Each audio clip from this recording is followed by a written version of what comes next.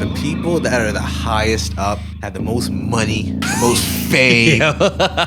They're the humblest people.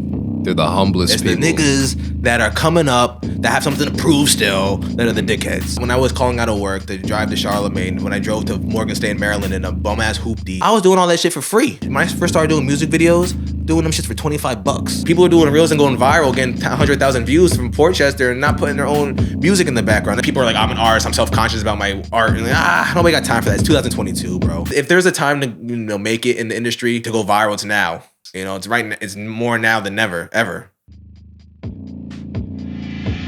Yo, what's going on, world? It's your boy Poncho here. Welcome to episode 18 of the Encore Podcast. If this is your first time listening, this is a podcast for artists, musicians, any creative entrepreneur that wants to take their passion for music and art and turn it into a full-time business. So if that's you, subscribe, tap in with the community. I'm here today with my co-host, Cruz. What's up, bro? So Dang. Today, we got Angelo in the building, bro. Yo, feel me? The facts. Yeah. When I was looking at his background, I saw that he was behind so many of the projects and like different sort of companies that like I'm already following, and I was looking into him for this interview. I was like, yo, what the fuck? Like, he's really dude behind all these cameras, bro. So I was dumb hyped to finally get the opportunity to interview you, bro. So I'm glad to have you, bro. You're a visionary for this county and like the local area, and you're really even outside of that, a lot of artists as well, because you're a videographer.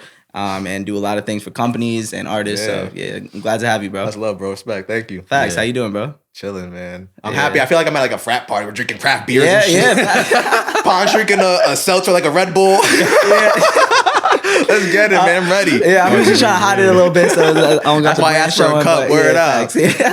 I'm dead, yo. Yeah, shit. All right, so real quick, in just a few minutes or so, could you tell the people where you come from, how you got started in the music industry, broad, entertainment industry, I'll say, and what you currently do today? Yeah. Damn, where should I begin? Oh, man. Yo, you got time. I started working at Whole Foods and Costco at the same time.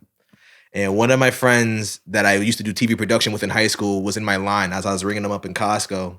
And he said, Whole Foods, sorry. I was ringing up at Whole Foods. He said, hey, you still do camera work? I'm like, nah, bro, I'm a cashier right now. And he was like, yo, bro, if you ever, have some free time, I need some help on set.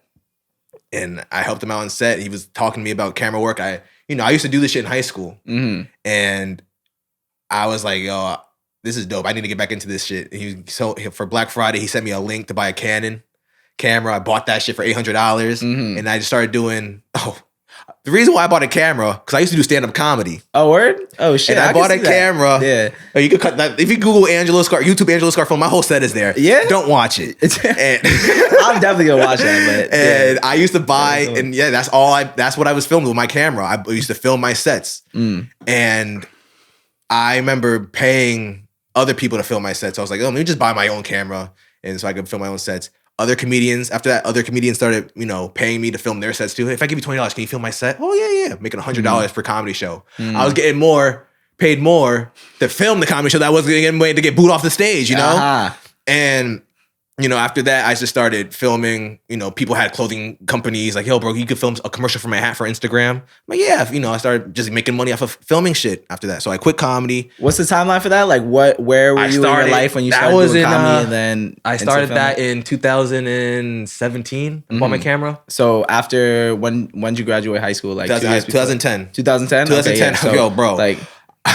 I did 2010. I guess I was my senior year in high school. I was doing TV production. I was doing the announcements. I was a reporter. All that shit for Rye High School. The man on campus. Everybody knew who I was. I was like BET News for a white campus. Crazy. Word. And went to Buffalo State the next year. Word. Was doing their news, writing articles for their newspaper, bars, all that shit. College is expensive. Yeah. So I dropped out after 1 year. Started getting into trouble, just not even crazy trouble. Never been arrested in my life. Mm-hmm. But, I was just getting drunk, coming home late, waking up the whole house when I come home and shit. And ended up joining the military. Okay, word. I joined the Air Force. Yeah. Got kicked out of basic training. It happens. And and I just ended up, having to move out, living on my own. And that's when I had to work at Costco and Whole Foods. Working. And that's when I met, like I said, where I started at, where I met Ryan Cavataro in my line. mind you, he's a Yale graduate, works for this company called Bloomsburg in the city as a production fucking executive. And he's like, so what are you doing nowadays? I'm like, you motherfucker. And he ended up holding me down. He teaching me the ropes of how to film and shit. I've always been a fan of Breakfast Club and Charlamagne the God. So initially, how I got started in that was I went to his book signing when he had dropped Black Privilege. Charlamagne, right? Yeah, Charlamagne. Yeah. And I went to Brooklyn, called out of Costco. I was like, I'm out. Yeah. I gotta be somewhere to be. Went to the book signing, got my book signed, realized, there's nobody here capturing any of this footage. There's no cameraman here. Light bulb went up. Went to the next book signing, called out of work again. I must got a Delta virus. This is before Corona, but you know what I'm saying. I don't know what happened. I just a bug going around. Went to the other book signing on 5th Street. He goes, you here again? I'm like, he's like, yeah, what's up, man? I got a camera. You mind if I film? I'm like, yeah, go ahead, do your thing. Wax, who was a security guard, let me go underneath the, the velvet rope and let me film book signing at Barnes and Nobles. Now with that, I did the book signing. I filmed it, went home that night, edited it, sent him that next morning, first thing in the morning. Boom, posted it. Oh shit, I'm getting somewhere. Next morning. Yeah, I was on my ass like this. I was so miserable working at Costco and being a cashier at Whole Foods. I can't imagine you. I'm not sure if you're familiar with how Portchester is, but it's literally a road called the Boston Post Road. Yep. And Whole Foods is at the top. And you walk all the way down, maybe a mile down the Post Road, all the way down to Costco. And that was my shit every day. And at the time, I lived in Mount Vernon. So I'd have to take the train, the first train from Mount Vernon to get to Portchester at 8 a.m. to clock in at Whole Foods, then walk I had a 30-minute walk from 2:30 to 3 o'clock to clock in at Costco to mop the bakery. So my back was against the wall. I wasn't gonna do that. Knowing how I'm creative and talented I am, I knew You knew that at the time, like you had a feeling. Stop for me. Yeah, so you saw yourself as a creative, like early on in that process before you really did your reps, like So what was like? Where did you see your Like, did you always see yourself as a videographer? Like, how did you know that you were a talented creative that you wanted to pursue that lane? Like, when I was younger, I thought I was supposed to be the talent. I went to college to be like a news anchor / reporter, and once I tried to go on do comedy, and that shit was a major failure. And I was like, let me try this behind the scenes shit. I'm getting humbled early right now. So I just did the behind the scenes shit, and people started respecting me more, and I started, getting farther where I was doing camera work, getting more money doing camera work than I was trying to be the star of the show. And that's when I was, that's when I went to Charlamagne, started doing the Charlamagne shit after I bought the camera. And after I drove down to Morgan State in Maryland, he was like, you came to every book signing, bro. Let me get your number, man. Oh, yeah? Let me get your number. I need you part of the team. And after that, I just been popping up everywhere. He's plugged my name into places, all that shit. I know a camera guy, and that's how I, kind of got most of my gigs. That's fine. Yeah. Hell yeah. All right. So your main thing is podcasting nowadays, right? I know you shot music videos for a minute. You still doing that at all or not? You try to. No. This is how you get me mad. This is how you get me mad. Yeah, I do music videos, man, but as you could probably see, I work with a lot of professional people. When I do music videos, I tend to work with a lot of local people, a lot of people that are, don't really know how to converse in the game, don't really know how the way business goes. And I do music videos, but I try to steer away from it because artists feel like they're this shit and they're not.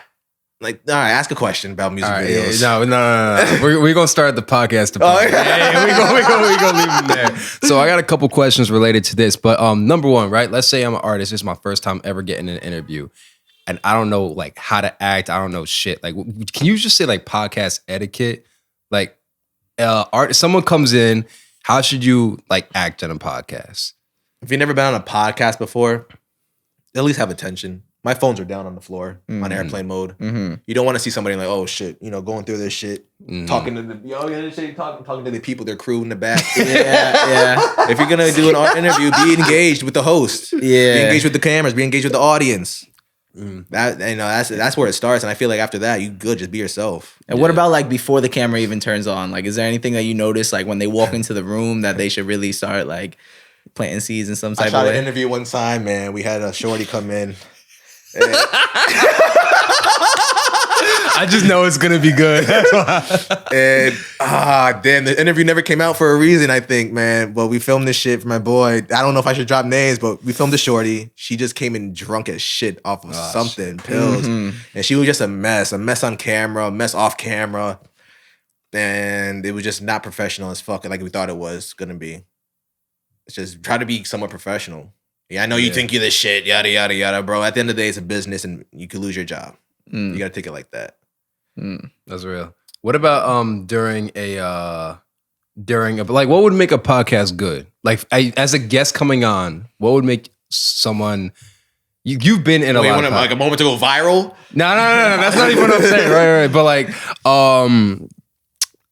like because you see a lot of different guests. Some pods are definitely better than others. What makes those pods good versus what makes a pod horrible? A bad podcast, organization. You gotta have organization.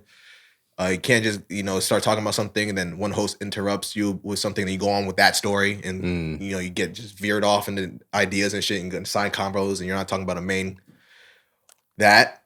Being totally wrong on facts. That's some bullshit. Like, you're just sitting listening like, he's so wrong. Like, Jadakiss came out like 01 and that shit came out in 01. You're so wrong. Have your facts right. Or at least admit, like, we don't know.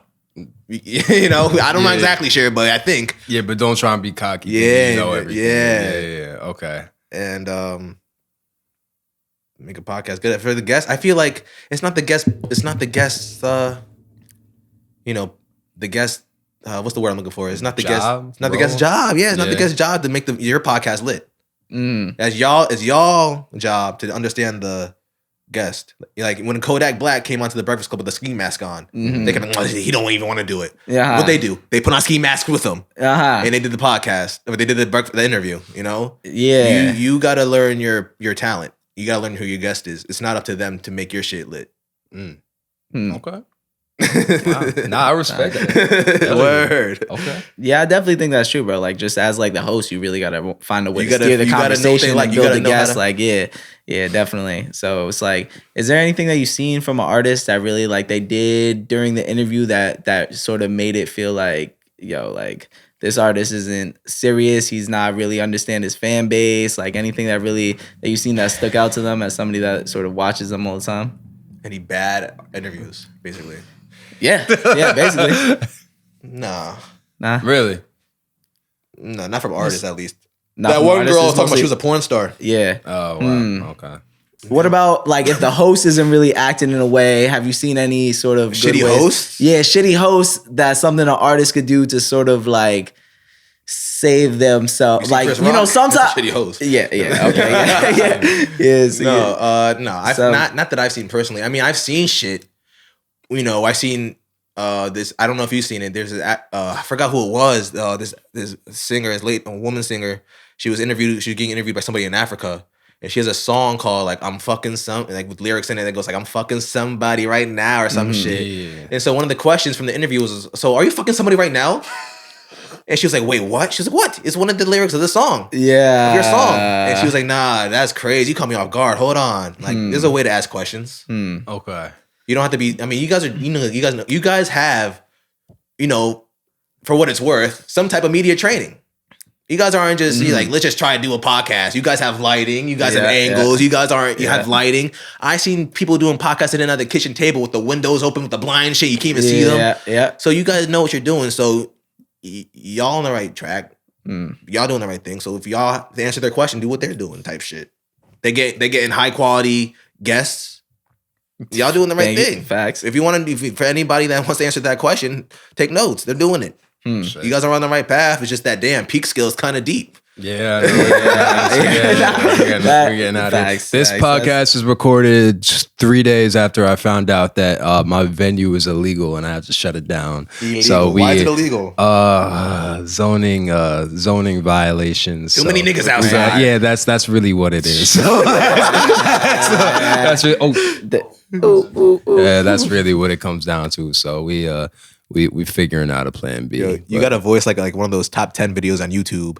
Oh nah, bro. That's now the top 10 actors of the 80s. It happens, man. But yeah, so we might be getting We figuring out the future, but I'm gonna be leaving Concert Peekskill soon. vibes. I know that people have been having concerts like that. What you've been having in White Plains. If you know what I know. Yeah. Yeah, type shit. We'll figure it out. We'll figure it out. Names, Maxon. What's his place? I feel like that's one of the problems that Poncho's encountering right now is he's like a leader in this sort of northern Westchester area and hosting these sorts of events that aren't too present over here. So it's like as somebody that's taking Northern attention, Westchester, to say the least. It doesn't, yeah. Like we are the North Pole of Westchester right now. Yeah. It is the North Pole. The cop dead told me it's like, hey, we don't have events like this and we don't want it to happen. They wanted to shut me down. It was shit. No, it is what it is. It is what it is. I mean, I'm not they surprised, did. but Yeah, I mean, it is. I mean, the reality is my shit wasn't legal. So Is it because you think it's because you have the hair of like a Mortal Kombat character? That's definitely an aspect of it. But it's a lot of shit. Look, either way, it's ain't about. Yeah, man, you need to have a representative, man. Yeah, we'll figure that out. You're probably like, look, man, we're just trying to have like events, man. There's no drinking, man. Get the fuck out of here. They weren't going for it. But all right, so I do want to hit on the music video thing a little bit. Yeah. It's the same thing, like, right? You're an artist, like doing your first music video can be kind of intimidating. So so here's my question, because you work with a lot of professional people. I don't know if you shot music videos for like A-list artists before, but The only artist I really shot a music video I really shot for A-list artist was Fred the Godson. I don't know if he's A-list, but that was it's up there. That It's was up one there. of the most well-known music videos I ever shot. R&B. Music video wise though. Yeah. The real New York legend. But Rest in peace, Fred the Godson. Facts, Word yes, up. That's yeah. my guy. Gordo. How do you see like professionals approach videos as opposed to local people? The thing about professionals, they have people do everything for them. They have assistants reaching out. They have, the talent. When you're professional, they just get dragged from A to B. Oh, where are we going next? Where are we going next? Whereas when you're the artist, you got to really control everything. Well, if you were smart, you would control everything yourself. You do gotta shop around for videographers. I guess you get a lot of the shit is trial and error when you're doing videos. I feel like if I was an artist, you got to figure out who's really about it, who's just doing videos because of a pandemic. They're trying to pick up a hobby. I've seen artists that I've shot videos for, and they go down to they stoop down to people that are just beginning. Like, why? I get it. I mean, damn. Reaching out to videographers. I've seen this posted before by E-Man Music. Shout out to E-Man Music. He said that we're on the same page when you're reaching out to videographers to book something. Don't just say yo. Yo, what's good? Yeah. Yo, what's good? I'm not answering that bro. shit. Yo, I need the whole. Because I don't even do that. When I even need something from somebody, yo, what's good, bro? How can I be a part of your podcast? Yo, what's up, man? That's not like, yo, I have a question. That's all. I think you're trying to ask me for my Cash App tag. Like a scammer. Yeah.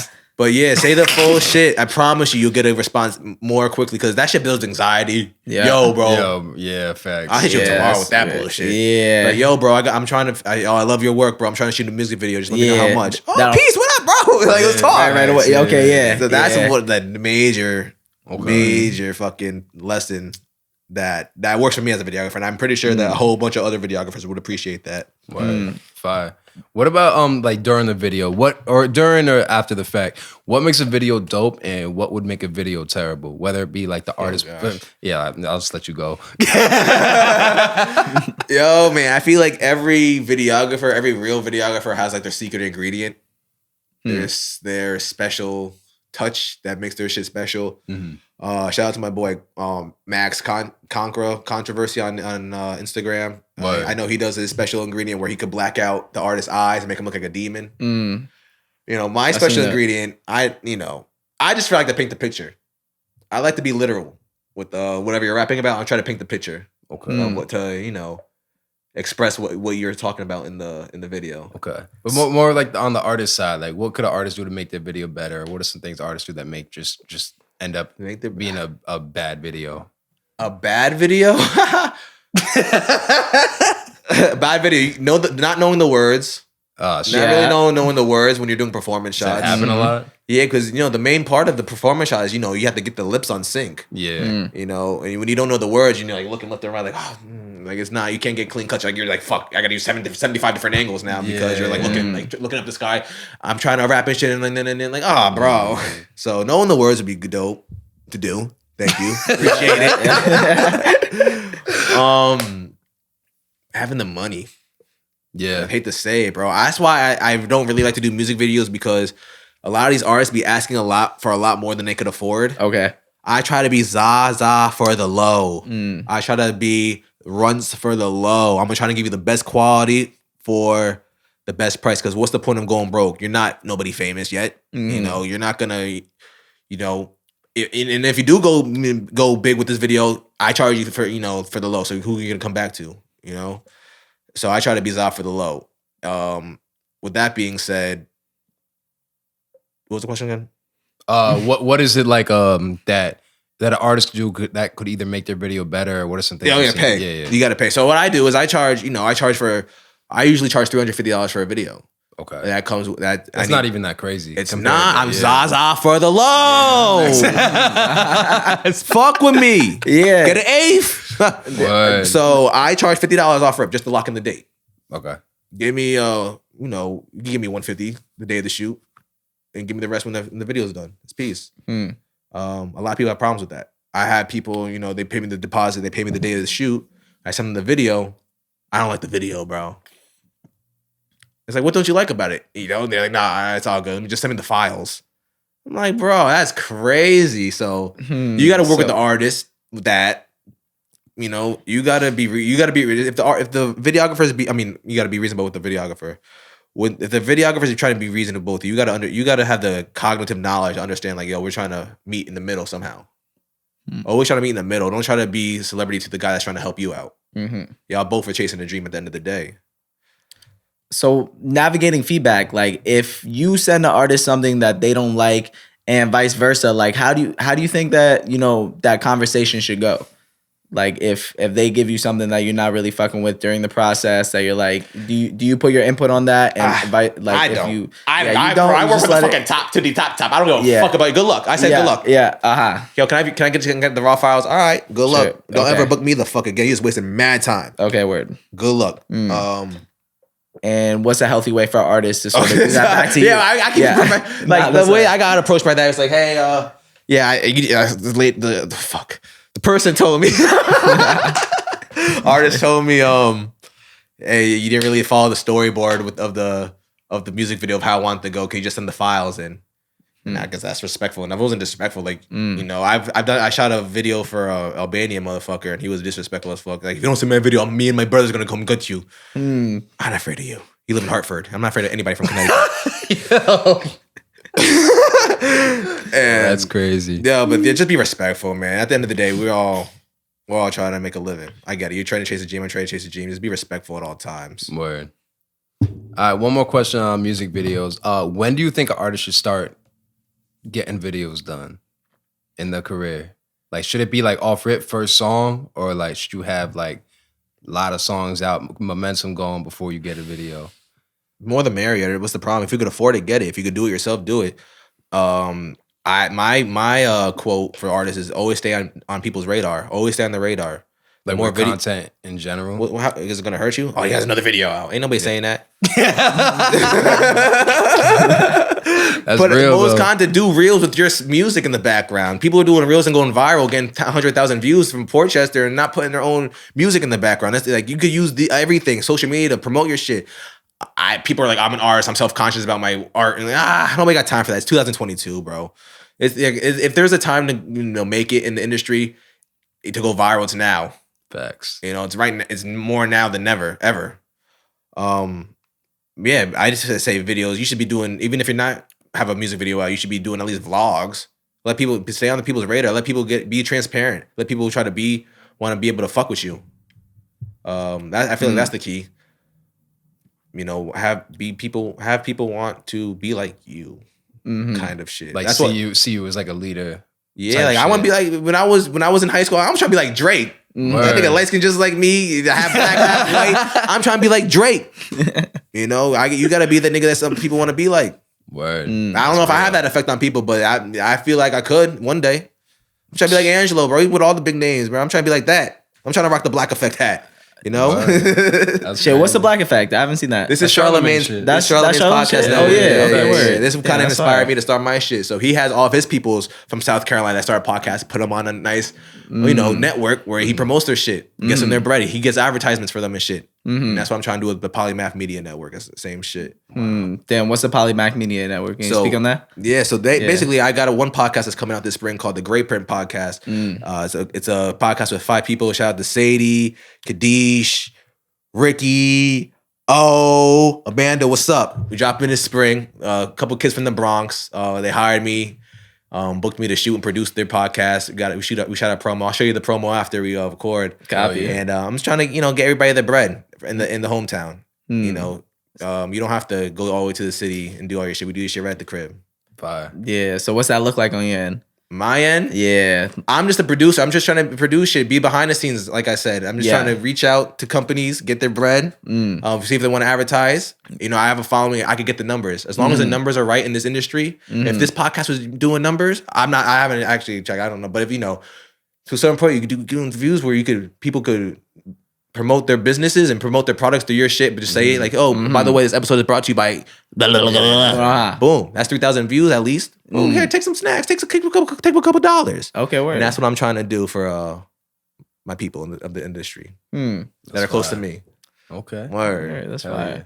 So what's your philosophy? And you said something in another video that you shot where your philosophy on pricing your services, and you said that you do it in a way that's like, I'm gonna beat you in sort of time, like I'm gonna deliver your product in like as a videographer shooting content for another event, I'm gonna deliver it in a speedy way that's better than the competition.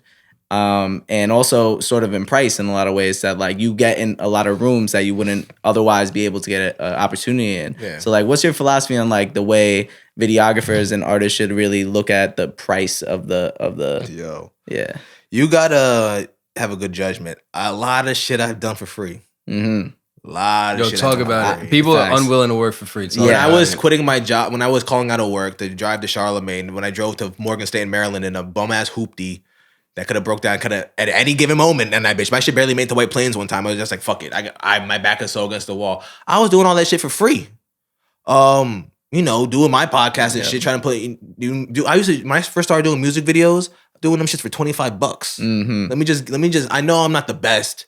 And I feel like I'm doing you a disjustice by charging you like at least $150. I have no idea what the fuck I'm doing right now. Let me charge you $50 just for the time. And at the end, at least you'll get a decent video. At least I know what I'm kind of doing.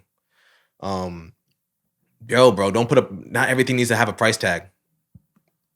Everything does not need to come with the price tag. Get that foot in the door sometimes. That's so major. A lot of people just like it doesn't matter. They feel like they have to get compensated for everything. Yep, I good feel luck. like I love those type of people. You know why?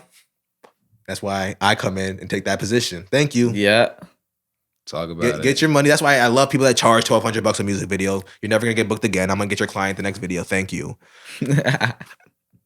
That's crazy. Nah, it's real. Like, bro, it's real trying to become millionaires overnight. I done ran a few marathons to get where I'm at. That's real. There ain't no overnight price. You're not gonna get to where you want to get at overnight. You trying to become a million overnight. You got to start saving and you got to take the long run. You said you picked up the camera in 2010. Yo, I bought my camera and started filming for people in 2017. Okay. I was doing editing and shit 2010, 2009, that's 2010. What, 5-6 years ago? Oh, I mean, just when you bought the camera. Yeah, I was doing editing and shit in high school. Nothing extracurricular though. Yeah. But like you took it serious in 2017. It is. I quit my job 2019. Yeah, and it's March 2022. So yeah. Well, I was working at Costco, and I remember working with Charlamagne. I was at CNN filming behind the scenes vlogs with him and shit. And I remember I had to clock in at Costco the next morning to work in the bakery, getting yelled at for not having a beer net on my fucking peach fuzz, not putting bagels on the tray fast enough. And I was like, yo, I'm putting my 2 weeks in, bro. I was with Charlamagne at CNN last night. Yo, yelling at me for not putting bagels on the tray in Costco. Fuck this. I'm out. Put my 2 weeks in, I was out. And the funniest shit about that is at the end of this month, on April 30th, they hired me. The company hires me to film their holiday party, staff party. Wow. Charging the bag. From the same Costco? Same Costco. The manager reached out to me. Hey man, we love what you're doing. We would love you to film our holiday party recap. I'm there. $1,000. Thank you. That's Shout out crazy. that. That's Damn. fire. Word. One thing that really sticks out to me about you is that you just have like such a strong, like magnetic personality that's sort of like, you know, I feel like you really captivate a room. Like you could draw people towards you, and I'm sure that works in your favor in a lot of ways. So it's like, as a videographer, something I noticed about some videographers is like they sort of have more of a personality that's more like reclusive, like they don't really like make it stick out to like the people in the room, especially if they're shooting behind the scenes content. How do you feel like a videographer should sort of like look at like when you're shooting behind the scenes content and maybe more content like generally? Like, do you feel like it works in your favor to have a strong personality? Do you try to like keep it to yourself sometimes? Hey, like, man. how's that work? Who's for your you? videographer? Gianni helps with a lot of the shit we got. Gianni, man. Gianni's one of those guys that stay quiet. I feel like quiet. behind the Yeah, scenes. facts. Yeah. And I feel like it works in his favor in some ways. So I'm wondering for you, like, how does that go for you? And like, what's your personality? I feel for that? like when it comes to that, there's to each his own. I feel like people book videographers that like, I like him. He doesn't talk too much. Like, man, I might have lost some gigs. Like, he talked too much. Oh well. Like, I feel like my work speaks for myself. You know. Maybe I don't know. I like to talk to people who can get a full understanding of who I am. I got nothing to hide.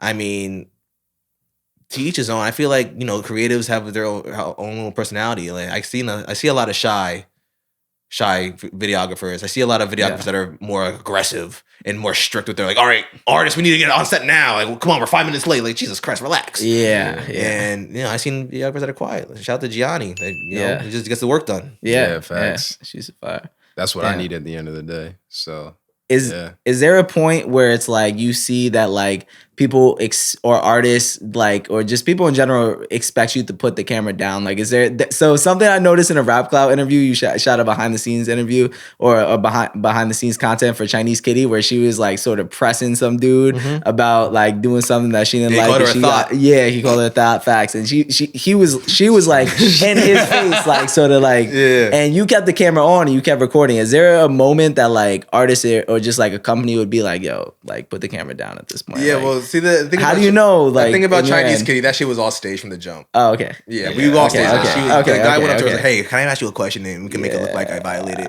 And that was all staged from the jump. Damn. So, it's all good. I put the behind the scenes up on it there anyways. Okay. It's not a secret. Like we all know. The guy does this shit. The guy does this shit for every video. Okay. And does that happen? Like, you but feel that, like that's I was with successful? Sean Kingston the other day. And when he bought a fake watch, god damn it, Sean Kingston, not that Richie. He bought a Richard Mille, but then the next day he was on Fake Watch Buster. Damn it. And but like I was filming that, and you know, he's previewing. He's got an album coming out, and you know, it's like I'm filming him previewing the song. He's like, oh yeah, no camera. I mean, that's it. I'm like, oh shit, my phone. Okay. You know, I was at Angie Martinez barbecue, and I'm filming her, Angie Martinez walking with Mary J. Blige, and Angie Martinez. Oh yeah, no filming. You know, that's it. Oh, I'm sorry. You put the camera down. That's it. Shit, yeah. That's it, yo. And do not put that camera up. Like, you done for the whole day. Get him the fuck out of here. Jesus Christ. Yeah. Yo, this is my favorite question. I ask this in so many podcasts, but I love hearing people's answers for this. So you just mentioned Chinese Kitty. You mentioned Sean Kingston, Angie Martinez, who's not really artist, but like, what is the difference you notice just in general, just personality wise, between these people that reach the highest levels of their career versus people coming up? You know the answer to that. Everyone has a different answer, so I don't know. The people that are the highest up have the most money, the most fame, the nicest cars. Yeah. They're the humblest people. They're the humblest It's people. the niggas that are coming up that have something to prove still that are the dickheads. Wow. Yo, G-Lo, where my video at? I just filmed it this morning. What do you mean, where's the video at? Your video is dumb late. You know, I'm take $100 off. What? When you're working with these big artists, you know, the company hits you up, send the invoice in. You send the invoice in for whatever price you make, and they cut the check. These up and coming motherfuckers swear like, oh, how come you charge so and so this much and you charging me this much? You know, it just makes a lot of these up and coming people make it, you know, more difficult to work with. And you know, I get it. So, to a certain extent, you gotta, you know, manifest your appearance. But damn, there's a way that you gotta do. You gotta just learn. And a lot of these people never really been around celebrities like that. Yeah. A lot of these people that are rapping never really been around real rappers to know that. Oh, I don't really gotta act like that. And the ones that have, no, like you could tell. Shout out to Short, shout out to Oakland Winthrop, dumb, humble. They be around them. They be around them. They be in the field. Fuck. That's crazy. On your page, you take like a lot of pictures with like a lot of A-list celebrities. Like you get in the flicks with a lot of those dudes. And I know there's a lot of artists and just people in general who try to take pics with people and they don't approach it the right way. So talk about it. Yeah, facts. Like what happened? You tell me what happened. To take a picture with people, because like for me, it's like if I'm around somebody, I'm like, fuck, I don't even know really how to approach taking a pic with them without seeming too much like a fan, but also somebody that's taking my career serious. So like, what's your philosophy on it? That like it seems like you're doing well. I'll tell you something, yo. I used to be a wild animal when it came to celebrities, bro. I used to be a wild fucking animal. In what way? Like a super groupie fan. Before I bought a camera, I used to do vlogs. Yeah. And so can you talk a bit closer to the mic? Yeah, I did. We can move the shit closer. Yeah, I used to do. Damn it! I used to do vlogs, and I went to this New York Television Film Festival one time, and I did a vlog where I was going to the premiere for SWAT with Shamar Moore and them, and Shamar Moore came up, and I was like this with my phone. Yeah, there he is. What up, Shamar? Fucking groupie. I was with Sway Caliber. Look, there's Sway. There's Sway. I was snuck up with the fucking paparazzi and the reporters that were interviewing him, and he came up to me like I was gonna report him. Oh, I have nothing to say. I have it all on my vlog on YouTube, Angelo Scarfone's SWAT vlog, and I made a fool out of myself. It's cringeworthy, and I showed that when I was working at Costco. I showed it to all my coworkers, and they're like, "Bro, that shit was embarrassing." I was embarrassed for you. Why do you gotta act like you part of this? You gotta act like you part of the. You gotta act like you part of the A-list. You gotta act like you supposed to be there. I always act like I ain't never seen nobody before. You know, and that's one of the major lessons I learned. That's why I'm cool now. That's why I fit right in now, because I learned just to be chill, bro. I feel like you can't be too standoffish too, either on the opposite side. I'm Angelo at the end of the day, bro. Yeah, if I want to take a picture, like there's some artists I've seen so many people I haven't took a picture with, but the ones that I only take pictures, I mainly take pictures of people that really have an effect on me, so I know it's not like awkward or it's not like forced. Like, oh, hey, Ed Sheeran, can I take a photo? I never listened to Ed Sheeran song in my life. You know, but when it's like Will Smith, like, yo, Will, man, I grew up loving you, bro. Oh, stop me, take a picture real quick. Can I take a picture with you? So it feels organic for you as much as it does. If they say, and I'm not doing too much, I'm like, yo, say what's up to the camera real quick. Yeah, that's like, you're doing it for clout rather. That's another mistake I made too when I was doing stand-up comedy. Yo, I went to the Comedy Cellar and I opened up for Shay Michael, I think his name is Shay. He was one of the anchors for Saturday Night Live on the Weekend Update, and he did his bit, he did his set, and I followed him outside. And I was like talking to him, like, and he was like, "Hey, how you think?" He was like having a conversation with me. "Hey, how you think about New York shows and shit?" I'm like, "I mean, that's the only place I really performed at. I think it was pretty dope." And he was like, "I don't know. They really don't cheer as much as like Tennessee and stuff." And I'm like, "Oh shit, he's really talking to me." And I'm like, "Oh shit, this is my key in real quick." So I like hand him a flyer. "Hey man, by the way, I do comedy too and shit." He's like, "Oh, here we go." And I'm like, "Oh shit." And he takes and he's reading it. And I pull out my phone, like, "Look, Shay's reading my flyer." And he's like, "All right, bro." And he just turned and fucking walked away. I was like, "Yeah, nah." That shit is. Oh, my comedies are so cringe. Yeah. It's like I was like 19, 20 years old though. Can you blame me? I had no content, no life experiences yet. I had one set. You got to make the mistakes. Yeah, that's crazy. It just got me where I'm at now. Like I made a lot of connections through comedy that I know that I've been using through videography. A lot of the comedians I was doing comedy with, you were shooting content for them, right? I shoot their skits. Shout out to Marcus Banks. Shout out to Pablo Ielman. Word. Wow. Okay. I ain't got anything else. You got anything else? Yeah. So like something else. I've got like 10 more questions. I'm with this shit. So I've got a whole bunch of shit I gotta let out, bro. Asking me. Yeah, nah, you got. Never mind. I'm good.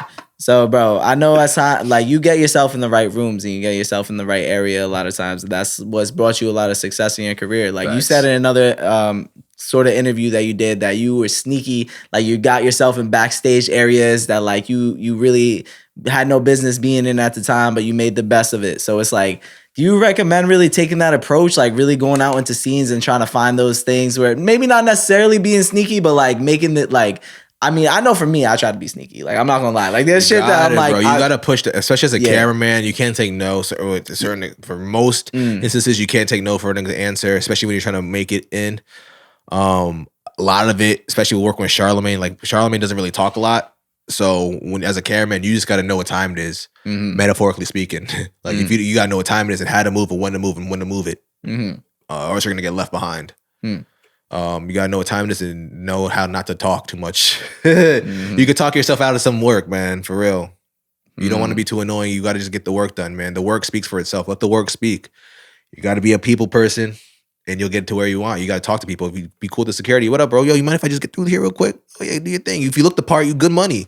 I was on stage with the Migos at Powerhouse. No pass. Just act. I showed them the camera. Yo, yeah, let me through. That's major. You just said a gem though. You got to look the part.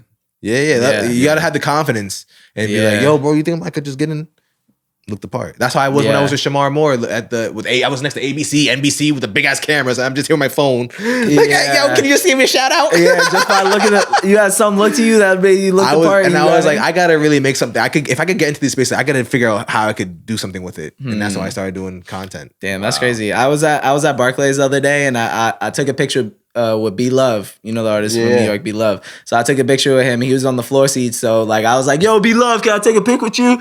First of all, I bought the cheapest seats in the stadium. I photoshopped my tickets to say like the lower seats that were like not floor side, but so I could go over there. I saw B Love like a couple seats. Yo, B Love, can I take a pic with you? The security let me through. I took a pic with B Love, and then after the people on the floor seats have access to a part of Barclays that's like not like accessible by people like in the upper stands. So like after that, I was like, "Yo, everybody act natural." That I was with, like, we part of the scene, like we going to the bar over there. So like we went into the area down there. I was like, you just gotta act a part. And when I was in that area, I just pretended like I was meant to be there. Talked to everybody in the room. ASAP Ferg was over here. There's some other big dude. B Love's crew was over here. I was just networking in that scene. Like that could get you far. Just really trying to act a part, like look the part, and like just get into rooms that maybe you're not necessarily like supposed to be in, but it's like you're not hurting anybody by just sort of like sneaking into some area. That's not, facts. So I do that. I personally try to do that. I've been in the dressing room with T.I. Like I've been in places I shouldn't have been. But like, what am I doing? I'm watching Rick Ross change his shirt right now. This is crazy. Okay. This is fire. I love it. That goes far. Facts. That's crazy. Yeah. Do you find the time to really like being around these like A-list celebrities or just people in general, just your life in general, like doing the things that you like love, that you're in the game for? Like, do you find the time to really soak in what you're doing and really like appreciate what you're doing? Yeah, like, bro. I don't. A lot of my favorite pictures. A lot of my favorite pictures I got framed. Like my first picture, the first time I ever met Charlamagne, I got that framed. I have a vision board of all the legendary photos I took, big ass posters, all the shit I took. So I look at it every morning. Like, let's keep being great. Yeah, I soak it in every day. I'm grateful. I used to work at Costco. I used to mop floors and get yelled at for not doing a good job. Now I'm one of the greatest videographers in Westchester. Yeah, might be top 10 in New York. So. Yeah, word. Damn. So you at least well known.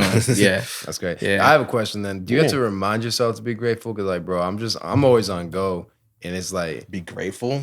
Yeah, or just let me not say grateful because I'm grateful for everything I got. Yeah, I'm grateful. But like it's more like force yourself to take time, take a step back, and not be so like in the mix. See your worth. Yeah. I mean, I was on vacation this past week. I didn't touch my computer. I get told every day. I got people reply to my stories every 2 seconds. You know, I can't even post a story without fucking 50 people replying to my shit. Yo, you the legend, you the GOAT. You know what I mean? I have shit up to my eyeballs to edit. You know, I know. I just know that I'm up there. I have nothing to worry about. I'm gonna be busy for a long time. How do you schedule a day with all that stuff going on? I got ADHD, so I just be editing. I just edit shit, and when I'm done editing, I'm like, what can I do now? I have a whiteboard. So you use your ADHD to really be something like I'm like an ADHD octopus. is like sociologically or however you would say this, like something that's supposed to be looked at as like something that like hinders you, but like you're saying it in a way that like it helps you sort of stay busy. Like a lot of people, I think I was like, who the fuck? I had a great job. I mean, it wasn't a great job, but Costco. Yeah, there's people that been working there. On Costco, you got their name tags. It has the year that you started. Yeah, I was working with people that had a 01 on their name tag, and just people, and they still worked it to this day. I had a great job. I had health benefits. I was going to the doctor for free, dentist for free. I quit that shit to chase a dream. I didn't want to go back. I didn't want to go back. I remember being a cashier at Whole Foods and my teachers be coming into my line. Oh, Angelo, this is what you're doing now. You were such a smart student. Yeah. You're a cashier now? Like, oh, fuck. Yeah, damn. I'm like, only for now. Now, bitch, I'm doing something different. So, nah, I ain't.